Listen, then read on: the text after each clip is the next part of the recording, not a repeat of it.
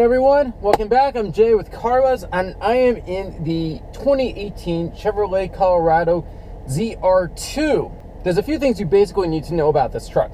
It is the hardcore off-road version of the regular Colorado, but don't think that this is just some body kit tacked on and raised a couple of inches and they called it a day. It has newly springs out back, skid plates, some extra plastic up front to create more distance between the tires and the wheel well, and there's a huge bulge on the front hood here.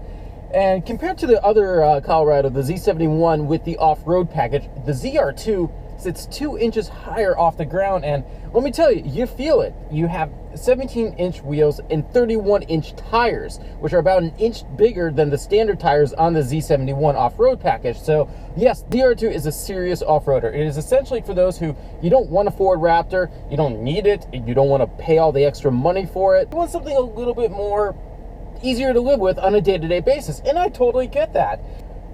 It's a big truck. It's an expensive truck. All in, this costs about $45,000, including destination. So you gotta really decide if you need this. And to be honest with you, I'm in the Midwest right now, where it's completely flat.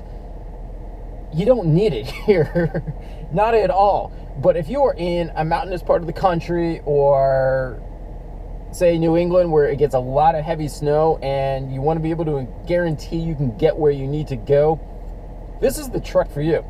So let's go for a ride and get it going here. Under the hood,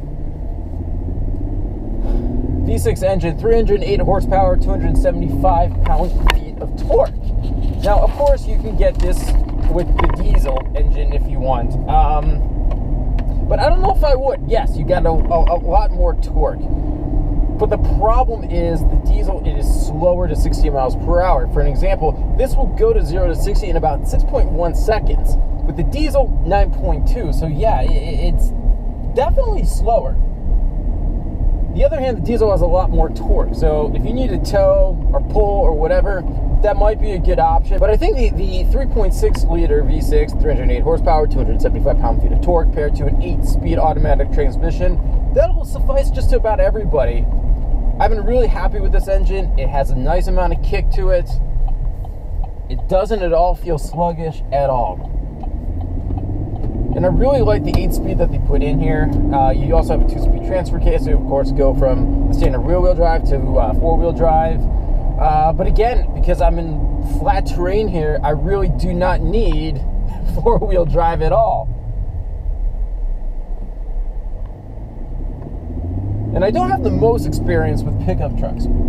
So I was really, really pleasantly surprised just to see how comfortable this one is. Yeah, you are gonna feel some more bumps in the road. That's its nature. But you get these big springs on that they attach to the wheels and the suspension. And the suspension is just so well tuned. It's not an incredibly bumpy ride. Now, let's talk about fuel economy here. Well, let's be honest here. This is a pickup truck. It's a midsize, and well, it gets 16 miles per gallon in the city, 18 on the highway, and a combined 17. And I've been getting about that roughly, more or less. So those are the official EPA ratings. So let's say a combined 17 miles per gallon here. It's a pickup truck. What can you say? All right, so let's talk about this interior here. Overall, I really like the layout. It is simple. It is straightforward. All the controls here, the HVAC controls, the 8-inch color touchscreen, very easy to reach for the driver. And I like this infotainment system. Probably not quite as much as FCA's Uconnect in my previous test vehicle, the one and only Jeep Grand Cherokee Trackhawk. That was an absolute beast. But generally speaking, this is a very nice infotainment system. It's not at all difficult to figure out. The buttons on the touchscreen are they're large, they're easy to find, and you're not going to accidentally tap the wrong one. But I do have a few complaints about this interior. Not the layout, but the chosen plastics, the quality of them. If you hear that, that's the sound of hard touch plastics, and it's everywhere. I think they should have done a better job in choosing some higher quality soft touch plastics, especially here. It's just, again, when you're paying $45,000 or around that for a pickup truck like this, I don't know. I want it to be a little nicer. Now, right now it's pretty cold outside, and I have heated seats, and those are they're really nice to have right now. So that's a feature I'm really liking. It's got leather seats too. You know, I mean, I'm not a fan of leather seats in all cars, but I understand why they're putting them in pickup trucks. I know a lot of people want them because, well, they're more luxurious. But in the case of the ZR2, leather actually serves a very good function because it's really easy to clean. Leather is stupid easy to clean, and when you get back in this truck during your off-roading adventures and you're all muddy, it's just going to cake the seats, but they're going to be easy to clean afterwards. Now, the other thing you're going to have to get used to with the ZR2 is that you sit really high up. Now, I'm not exactly a tall person by any means, and right now I feel like the king of the world.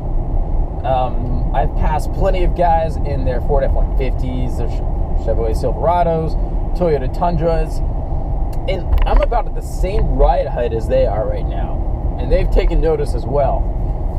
You also have to get used to the fact that there's this big hood bulge right up front, and the moment you start getting into this truck and take it for a spin, you just got to get used to it. I wouldn't say it's annoying, but it's definitely not something you're used to there. We'll leave it at that.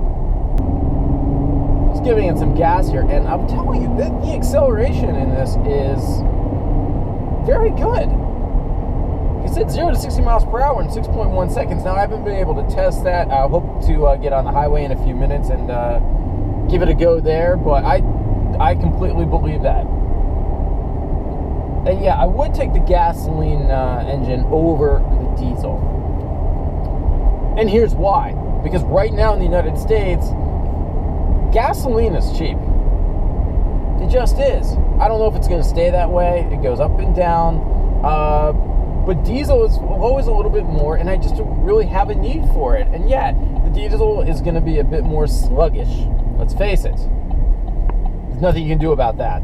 But I really think GM has done an excellent job with the overall packaging here. They put the right engine with the right transmission into place. And this truck, it will serve all of your needs just fine. Now, as an around-town vehicle, the Colorado ZR2 is fine. It's ideal. I mean, aside from sitting up higher, and maybe at times a little bit of a bumpy ride, so if you feel some potholes, or if there's some potholes rather than the ground, you're going to feel them a little bit. It's just fine. I really like it. It's got a 4G LTE Wi-Fi hotspot here. It's got wireless charging for my smartphone. It's got all the creature comforts you're going to want these days in a brand new car. And yet it's a very usable pickup truck. Now, this is the Cruise short box here, so it's got the 5-foot bed. Rear seat space is decent. Now, if you're above 6 feet tall, you might be a little squeezed in the back. I gotta be honest with you, but like I said, I'm not that tall, and I was back there briefly, and a couple of my rear seat passengers are also not very tall, so everybody was fine. But again, if you're above 6 feet, you're going to be maybe a little squished, but I think that's kind of a small compromise here. But yeah, as I said, this is a great around town truck. It doesn't feel like you're driving a monster truck. I mean, a lot of these full-size pickup trucks, this Chevrolet Silverado, prime example, it's just big. But I think one of the reasons why GM is having so much success with the Colorado and its corporate cousin, the GMC Canyon, is that people suddenly wanted midsize. They realized that full-size trucks were just that, full-size, too big. Now, Ford, obviously, as you know, came out with the brand new reborn Ranger at the Detroit Auto Show. So everyone was really happy to see that there as well. You also have the Toyota Tacoma. That has a TRD off-road package. So if you're probably looking for the next best thing for a mid-size pickup truck for hardcore off-roading, that would be it. But I don't think it has much on this ZR2. Now, of course, you could go for the diesel. Now, it's about 250 pounds heavier than this. And as I was saying, the 0 to 60 times before, 0 to 60 in 6.1 seconds for this, 9.2 seconds for the diesel. Again, it's the added weight. So if you don't need the oil burner, I wouldn't go for it. 3.6 liter V6, 308 horsepower, 275 pound-feet of torque. It's just fine. It's got a nice sound to it as well. This is a very powerful engine. I believe it's also the same engine that has been used in various Cadillacs as well. So it's making the rounds through various GM products. But I will say, for the GM engineering guys, they really nailed it with this suspension. It's extremely comfortable and it's extremely capable. Now, one of the great things about having a modern day truck is a backup camera, because when you're not used to driving a pickup truck of any size, you might need it for the first few times. And it's especially handy at night. But I believe backup cameras are going to be required in all new cars just in the next few years. But anyway, back to the ZR2 here. Now, I mentioned earlier there were a few extra features that round up to about $800. I double checked. The grand total for this truck came in at just under $44,000.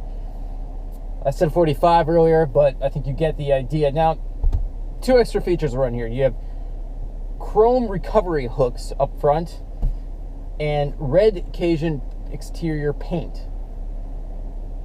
That's it. So you got a base price of around 41 grand, adding a couple features, destination fees. You're looking at about $44,000 for this 2018 Chevrolet Colorado ZR2. Do I think it's worth that price? Well, yes and no. Where I am at right now, Midwest, flat, absolutely not. You don't need it. It's a novelty. But if you're living in a different part of the country, there's a lot of hills, and you're using it for serious off-roading, whether it's your profession or you just do it all the time on the weekends, then yeah, I would say the 44 grand is more justified. It certainly gets a lot of attention. Look at it. It grabs you no matter where you go. It really does look badass from the outside. This thing, it means business and it wants to play. Now, what you can really attribute the exterior to is the off-road appearance package. As I said earlier, you get quite a bit of extra plastic up front, especially around the wheel wells there. And you have some massive skid plates, and those just look really good. Now, what are some of the alternatives to it? Well, I already mentioned the Toyota Tacoma, the TRD. That is a fine truck. There are a lot of Tacoma fans out there. You cannot go wrong with that pickup truck, one bit. You also have the Nissan Frontier. Now, that truck it's very old. It's been on the market for at least a decade. It's been updated a little bit. Nissan's kind of mum about what they're going to do with it exactly, whether or not there's going to be a direct replacement or the Navara coming over from overseas. So I think the most direct competitor to the ZR2 is the truck that's not even on sale yet, and that truck is the Ford Ranger Raptor. Now, we know it's going to have a debut for the overseas version in Thailand, I believe, in April. And I was asking for it about the American spec version at the Detroit Auto Show. And of course, they were just like, no, today we're only talking about the Ranger that they had on spot. More or less the base model. And that had the 2.3 liter EcoBoost engine in that. So that had around 300 horsepower, I believe. And it'll be very roughly equivalent to what this is as well. So it's competitive. It's very competitive. Now, one of the things I like about the ZR2 here is that Chevrolet gave it a new front suspension with taller springs and longer shocks. And you feel the difference here. And mainly, you're going to feel it much more when you're doing off-roading. But just on day-to-day driving, it's a little bumpier, I would probably say, compared to the base Colorados. But that's not a bad thing. You know this truck is firmly planted to the ground. Now, going back to some of the other little bits and pieces that you have with the creature comforts here. You have some USB ports. You have one right here. You have another two in the rear for the passengers. Like I said, this is an ideal daily driver if you're in a part of the country where you're going to need its off-road capabilities. If you don't, I really suggest sticking with the Z71 or the Colorado Z71 and then with the off-road package. That'll be more than good enough. One of the other things I do enjoy here is just these basic analog gauges that I have. They're not electronic. You have your old-fashioned needles here, and they work perfectly. Again, I think Chevrolet has done a very nice job of balancing out the technology. They know truck owners and truck buyers. They're a certain bunch, let's say. They like things to be just so. They can't be too technologically advanced, but at the same time, you need to see some progression here. And I think some of the best progression is with this 8-inch touchscreen, and it's beautiful. It's clear, it's concise. You also have the OnStar, which is something that General Motors has had for a long time. And I know plenty of people who have utilized it, and it really has saved their asses many times. I love this truck. It is just an awful lot of fun. See, here I am pulling up to a brand new Silverado. Let's see if I can get ahead a little bit here just so that you can get a comparison. And we're roughly at the same height. You might be a couple inches taller than me, but that's a full-size truck. This thing looks killer from the outside. Okay, so here I am in a flat field. I'm trying my best to be able to do some sort of demonstration of the Colorado ZR2's off-roading capabilities. Engage the four-wheel drive mode. All you have to do is there's a switch here, a little knob. You just slide it right in from two-wheel to four-wheel drive. All right, here we go.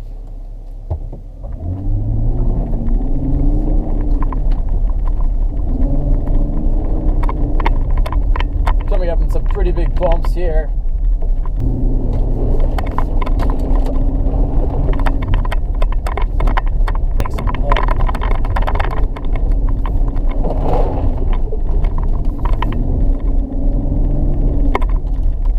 I could literally do that all day. Everybody, thanks for watching. I'm Jay Troga with Car Buzz, and hope to see you again real soon. This is a very fun truck. A lot of fun. And there's a lot of naughtiness that you can do with it.